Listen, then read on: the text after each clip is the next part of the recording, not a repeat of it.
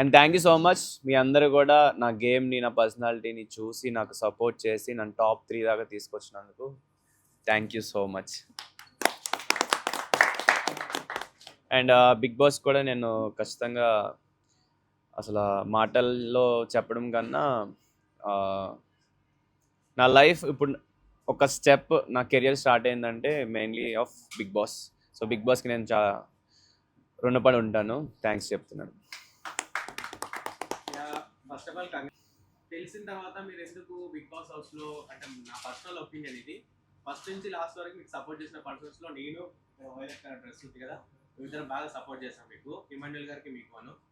మేము ఏమనుకున్నామంటే డెమాన్ దగ్గర చాలా స్ట్రెంగ్త్ ఉంది, చాలా ఎనర్జీ ఉంది, దాన్ని యూటిలైజ్ చేసుకోలేకపోతున్నాడు, చాలా హర్ట్ అయ్యాం, చాలా ఫీల్ అయ్యాం మేము.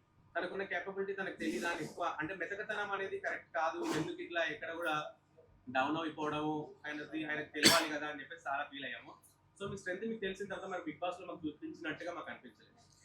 అంటే యాక్చువల్ నేను ఇప్పటికీ చూడలేదు ఏమేమి టెలికాస్ట్ అని, ఎందుకంటే వర్క్స్లో బిజీ ఉన్నా. అంటే ఇదే రైట్ టైం నేను కొంచెం ఇంకా ప్రొడక్టివ్ అవ్వాలని చెప్పి కొంచెం ప్రొడక్టివ్గా ఉంటున్నా.